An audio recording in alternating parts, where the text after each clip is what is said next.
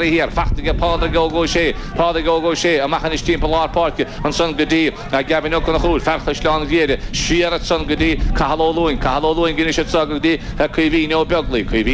Shearat son is godí, Yaman Hickson on Scarlet, Count Fatherstach, no Seán Mihaly, Anna Gramudian to get Seán Mihaly Conchúir, so a Casta, a Dulce Headfield, Marjagas Rattlement to get Seán Mihaly Conchúir, son, Aslin Tom, oust in the stack, and the Báide father agus na chi no fáide da bhile an bar go ober gemach sí me heisteach Líon Tom hamáis ficatír a chéidirún póda waise tá rattlebinte as Líon Tom austin the stack agus tá fidan Kerry here tá sé a mecha chuin cíine tá a Báide austin the stack an Báide san téis énium an TD agus son